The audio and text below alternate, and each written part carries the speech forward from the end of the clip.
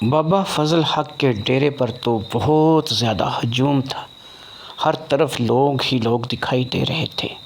حتیٰ کہ یہ ڈیرا کچھ زیادہ بڑا نہیں تھا، لیکن بہت سے لوگ ایسے تھے جو باہر کھلے میدان میں درختوں کے سائے کے نیچے بیٹھے تھے اور اپنی باری آنے کا انتظار کر رہے تھے۔ میں اور شیرازی اگرچہ صبح صبح نکلے تھے اور یہاں پر پہنچ گئے تھے، لیکن ہمارے یہاں پہنچنے تک یہاں پر بہت سے لوگوں کی بھرمار ہو چکی تھی۔ شیرازی وردی میں تھا، وہ چاہتا تو اپنی پولیس انسپیکٹری جگا کر کے وہ اپنے آپ کو انسپیکٹر بتا کر کے جلدی مل سکتا تھا، لیکن یہاں پر بابا کے 4 کرندے ایسے تھے جو کہ ہر ایک کو اندر جانے پر روک رہے تھے، چاہے وہ کوئی منسٹر کیوں نہ ہو۔ جس کا نام پکارا جاتا تھا صرف وہی اندر جاتا تھا۔ یہاں پر ٹوکن سسٹم چل رہا تھا۔ بابا فضل حق اگر ٹوکن کے 10 روپے بھی وصول کرتا ہو تو میں نے اندازہ لگایا کہ وہ دن کے لاکھوں روپے کماتا ہوگا، اور یہاں پہ ٹوکن کا کچھ سسٹم اسی قسم کا تھا۔ بہرحال ٹوکن لینے کے لیے میں نے شیرازی کو بھیجا تھا، اور شیرازی میرے پاس تھوڑی ہی دیر میں 2 ٹوکن میرا اور اپنا لے کر کے آ گیا تھا۔ ہم دونوں کے ٹوکن کا نمبر 81 اور 82 تھا، جو کہ ہم نے پھر بھی غنیمت سمجھا کہ ہمیں اچھا نمبر مل گیا ہے۔ 81 اور 82 نمبر ٹوکن، یہاں پر میں نے شیرازی سے پوچھ ہی لیا کہ بھئی ٹوکن کے بھی کچھ پیسے لیے ہیں یا فی سبیل اللہ لے کر کے آئے ہو؟ اس نے کہا نہیں، ٹوکن کے تو کوئی پیسے نہیں لیے گئے ہیں، لیکن ایک چندے کا غلہ پڑا ہے جس میں انہوں نے کہا ہے کہ اپنی مرضی سے کچھ ڈال سکتے ہو، لہٰذا میں نے 50 روپے اس چندے کے غلے میں ڈال دیے ہیں اور ٹوکن لے کر کے آ گیا۔ لوگ جاتے رہے، لوگ آتے رہے، اسی طریقے سے یہ سلسلہ چلتا رہا، اور دوپہر 1 بجے کے قریب 81 نمبر ٹوکن اور 82 نمبر ٹوکن کو پکارا گیا، کیونکہ یہ ٹوکن دونوں اکٹھے لیے گئے تھے اور بتایا گیا تھا کہ 2 بندے ہیں، تو اس لیے 81 اور 82 نمبر ٹوکن کو اکٹھے پکارا گیا۔ جب ہم بابا کے حجرے میں داخل ہوئے تو ایک ٹھنڈک کا سا احساس ہوا، لیکن یہ ٹھنڈک جو ہے بابا کے حجرے میں شاید اے سی کی ٹھنڈک تھی جو کہ بابا نے اپنے حجرے میں لگا رکھا تھا۔ ہم لوگ جب باہر تھے تو یقین کریں کہ ہماری حالت بری ہو رہی تھی، لیکن اندر میں ہم جیسے ہی اے سی کمرے میں داخل ہوئے تو ہمیں اس چیز کا احساس ہوا کہ ہم کہیں جہنم سے نکل کر جنت میں شفٹ ہو گئے ہیں۔ ایک اونچی سی جگہ پر بابا ایک تکیے کے ساتھ ٹیک لگائے بیٹھا تھا۔ بابا کچھ زیادہ عمر کا معلوم نہیں ہوتا تھا، اس کی عمر 50 سال رہی ہوگی۔ اپنے چہرے مہرے سے وہ ایک نارمل سا انسان ہی معلوم ہوتا تھا، لیکن اس نے سفید داڑھی رکھ چھوڑی تھی، کچھ زلفیں بڑھا رکھی تھی اور سفید رنگ کے کپڑے اس نے پہن رکھے تھے، جس سے اس کی شخصیت میں کچھ نکھار آ گیا تھا۔ ہم دونوں اس کے پاس جا کر کے بیٹھ گئے۔ وہ کافی اونچی جگہ پر تھا، ہمیں بھی 2 کرسیاں دی گئی جو کہ اس کے سامنے بیٹھنے کے لیے تھیں۔ ہم دونوں ان کرسیوں پر بیٹھ گئے اور پھر ہم نے بابا کے ساتھ سلام کیا اور بابا نے ہمیں سلام کا جواب دیا۔ اس وقت ہمارے علاوہ کمرے میں چند ایک لوگ تھے جو کہ کونوں میں بیٹھے ہوئے تھے دریوں پر، اور ہمارے علاوہ اور لوگ نہیں تھے۔ جو تھے وہ تھوڑے ہم سے دور تھے، یعنی بابا سے ہماری جو بات ہوتی اگر ہم اسے ایک مناسب آواز کے ساتھ بابا کے سامنے پیش کرتے تو بابا ہماری آواز سنتا یا پھر بابے کی آواز ہم سنتے۔ بہرحال اب میں انسپیکٹر شیرازی کی طرف اور شیرازی میری طرف دیکھ رہا تھا، کیونکہ ہم دونوں ہی ایک چیز کو من ہی من میں بانپ گئے تھے کہ یہ کسی بھی طور پہ کوئی روحانی شخصیت نہیں لگتا۔ یہ شخص بابا بنا ہوا ضرور ہے، لیکن یہ بابا لگتا نہیں ہے۔ ہمارے اپنے اندازے تھے اور یہ باتیں ہمارے دل میں چل رہی تھیں کہ اس نے ہمیں مخاطب کیا، ہاں بیٹا کدھر آئے ہو؟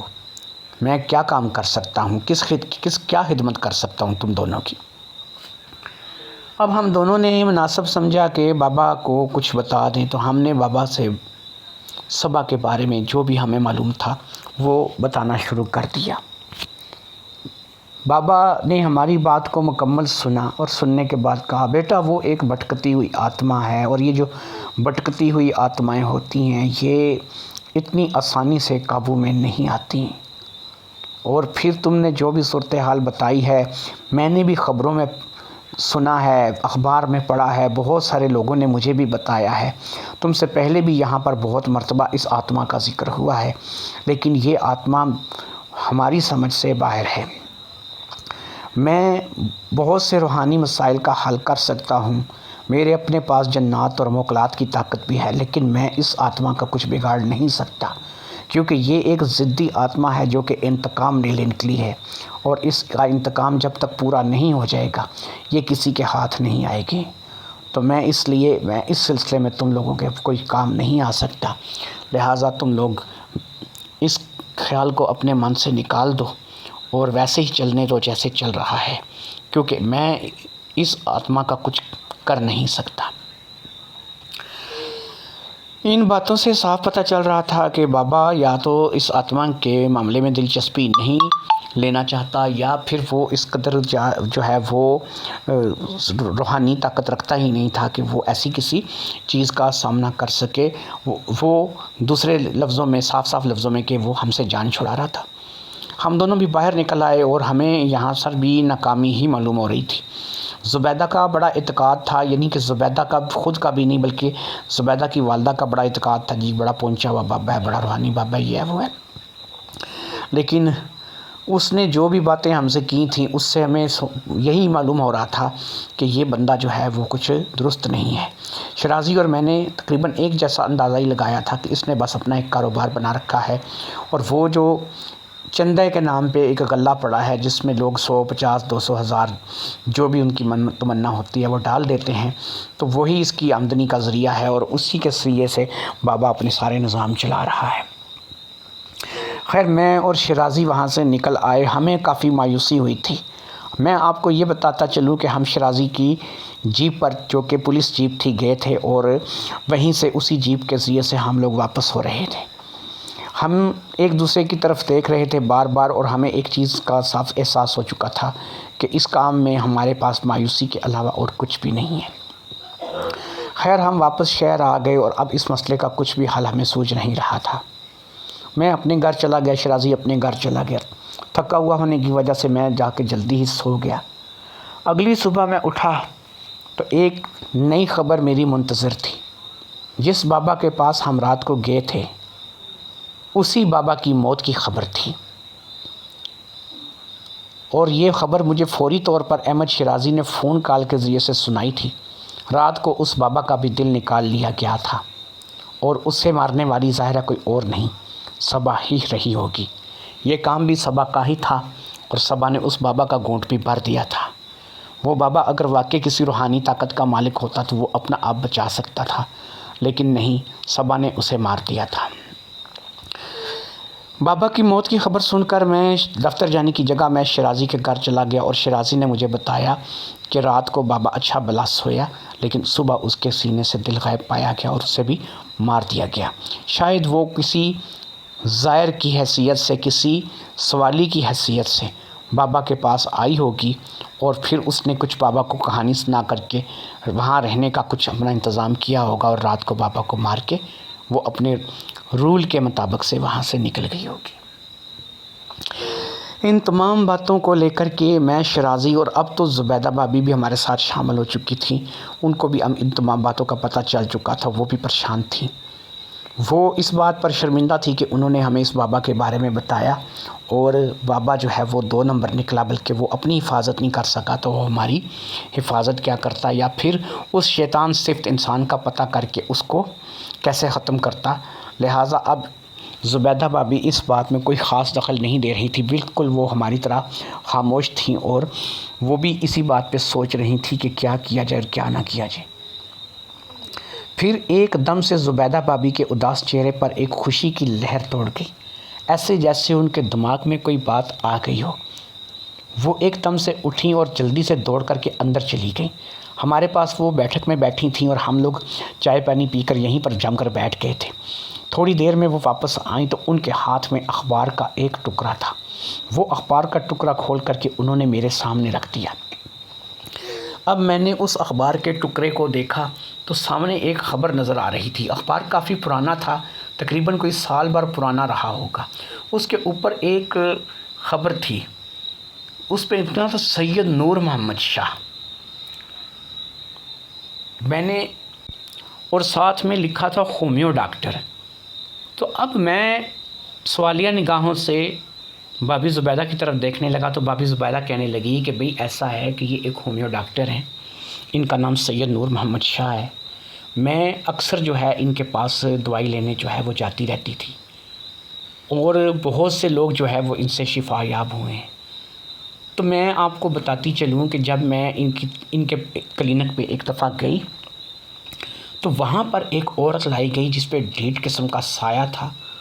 تو شاہ جی نے اس عورت کو دوائی نہیں دی، بلکہ یہ کہا کہ اس سے کوئی جسمانی پریشانی نہیں ہے، بلکہ اس کے اوپر کوئی خبیث جن ہے جس نے اسے پکڑ رکھا ہے۔ تو وہیں پر انہوں نے کچھ پانی کے اوپر پڑ کر کے اس کے چھینٹے لگائے اور پھر اس جن کو حاضر کیا اور اس کو وہاں سے چلے جانے کے لیے کہا، اور وہ جن وہاں سے رخصت ہو گیا۔ اس بات کو لے کر کے مجھے تھوڑا سا عجیب لگا کہ ایک ہومیوپیتھک ڈاکٹر جو کہ ہومیوپیتھک کی دوائی دیتا ہے، ڈاکٹری کرتا ہے، وہ یہ کام کیسے کر سکتا ہے۔ تو پھر میں نے، کیونکہ میں اپنی دوائی لینے گئی تھی، تو میں نے ان سے نور شاہ صاحب سے پوچھ ہی لیا کہ نور شاہ جی یہ کیا ہے۔ تو انہوں نے کہا کہ بھی یہ تو ہمارے خاندانی کام ہے، ہمارے باپ بڑے سید تھے، ہم بھی سید ہیں، تو ہم لوگ جو ہے یہ اس قسم کی چیزوں کو ویسے بھی نکالتے رہتے ہیں، لیکن یہ ہمارا کوئی پروفیشن نہیں ہے، پروفیشن یہی ہے جو ہم لوگ کام کر رہے ہیں، یعنی میں ہومیوپیتھک ڈاکٹر ہوں۔ تو اب میں آپ لوگوں کو یہ کہنے لگی ہوں کہ کیونکہ وہ بندہ لالچی نہیں ہے اور اس کے پاس ایسی چیزیں ہیں کہ وہ یہ کام کر سکتا ہے، تو کیوں نہ ہم لوگ نور شاہ صاحب کے پاس چلیں اور ان کے ساتھ اس مسئلے کو ڈسکس کریں۔ بابی زبیدہ کی بات سے تھوڑا سا یہ اثر ہوا تھا کہ وہ بندہ ایک ہومیوپیتھک ڈاکٹر ہے اور وہ پیرل پیر بن کر نہیں بیٹھا ہوا ہے، جیسے کہ اس کا نام تھا سید نور محمد شاہ، تو وہ پیر بن کر بھی بیٹھ سکتا تھا۔ ہم لوگ کیونکہ اب پیاسے تھے اور کنویں کی تلاش میں تھے اور ہمیں اس مسئلے کا حل ڈھونڈنا تھا، تو لہٰذا میں نے بابی زبیدہ کے ساتھ جانے کی حامی بھر لی۔ شیرازی بھی اس کام کے لیے تیار ہو گیا اور پھر ہم شیرازی کی جیپ میں ہی نور شاہ صاحب کے کلینک کی طرف روانہ ہو گئے۔ نور شاہ صاحب کا کلینک وہاں سے تقریباً آدھے گھنٹے کی مسافت پر تھا۔ ہم لوگ جب نور شاہ صاحب کے کلینک میں پہنچے تو وہاں پر زیادہ رش نہیں تھی، ہم سے پہلے 1 یا 2 لوگ ہی تھے جو کہ دوائی کا نسخہ لے رہے تھے۔ ہم نے ان کے جانے کا انتظار کیا اور پھر ہماری باری آئی تو ہم ایک چھوٹے سے کیبن میں داخل ہو گئے، اور نور شاہ صاحب جو کہ کافی روحانی شخصیت معلوم ہو رہے تھے، ان کے چہرے پر نورانی داڑھی تھی، زلفیں تھیں، اور انہوں نے اپنے چہرے پر ایک صافہ سا لپیٹ رکھا تھا۔ تو انہوں نے کہا کہ جی بیٹا، میں کیا خدمت کر سکتا ہوں آپ کی، کس کو کیا تکلیف ہے مجھے بتائیں، بلکہ یہاں آئیں، اپنی نبض دکھائیں، آپ کی بیماری میں خود بتا دوں گا۔ تو ہم نے کہا کہ شاہ جی ہم تو بیماری کے سلسلے میں آئے نہیں ہیں، اس لیے نبض نہیں دکھائیں گے، آپ ہماری چھوٹی سی بات ہے سن لیجئے، اگر آپ کو سمجھ آئے تو کریں، اگر نہیں سمجھ آتی تو ہم یہاں سے چلے جائیں گے۔ انہوں نے کہا بتاؤ تم لوگ ہم کیا کہنا چاہتے ہو۔ اس کے بعد ہم نے صبا کی ساری کہانی ان کو کیا سنائی۔ ہماری کہانی کو نور شاہ صاحب نے بڑے غور سے سنا، ان کے چہرے پر ایک ہلکی سی مسکراہٹ آ گئی۔ انہوں نے اپنے سامنے پڑا ہوا موبائل اٹھایا اور موبائل اٹھا کر کے انہوں نے ایک نمبر ملا دیا۔ پھر تھوڑی دیر تک بیل بجتی رہی اور پھر دوسری طرف سے فون اٹینڈ کر لیا گیا۔ انہوں نے پھر ایک لفظ کہا، شاہ جی جتنی جلدی ہو سکے آپ میری دکان پر پہنچیں، آپ کے سسٹم کا ایک کام آیا ہے۔ پھر اس کے بعد انہوں نے موبائل سامنے رکھ کے ہماری طرف دیکھا اور ہمارے لیے جو ان کا کمپاؤنڈر تھا اس کو کہنے لگے بھئی جاؤ، یہ بیمان ہے، یہ مریض نہیں ہے، ان کے لیے جاؤ کچھ چائے پانی کا انتظام کرو جب تک بڑے شاہ جی آ جاتے ہیں۔ پھر وہ انتظار کرنے لگے اور ہم بھی انتظار کرنے لگے۔ چائے پانی آ گئی، ہم لوگوں نے اس کے ساتھ انصاف کیا اور کافی دیر گزر جانے کے بعد پھر ایک نوجوان لڑکا دکان سے اندر داخل ہوا۔ اس نے کالے رنگ کے کپڑے پہن رکھے تھے، دکھنے میں وہ ایک عام سا لڑکا دکھائی دیتا تھا۔ اس کے چہرے پر ہلکی ہلکی داڑھی تھی، ایسا لگتا تھا کہ یہ بندہ کوئی مزدور ہے جو کہ کہیں سے مزدوری کر کے آیا ہے۔ اس نے پلاسٹک کی سفید رنگ کی چپل پاؤں میں پہن رکھی تھی، کالے رنگ کے کپڑے پہن رکھے تھے، چہرے سے وہ ایک متوسط طبقے کا غریب آدمی لگ رہا تھا۔ وہ آ کر کے ہمارے سامنے کرسی پر بیٹھ گیا۔ وہ بھی اسی کیبن میں چلا آیا تھا جس کیبن میں نور شاہ بیٹھا ہوا تھا۔ اس نے ہم تینوں کی طرف غور سے دیکھا اور ہم تینوں کو مخاطب کیا. ہاں جی، آپ کا کچھ مسئلہ ہے روحانی، مجھے بتائیں، میں آپ کے مسئلے کو حل کروں گا انشاءاللہ.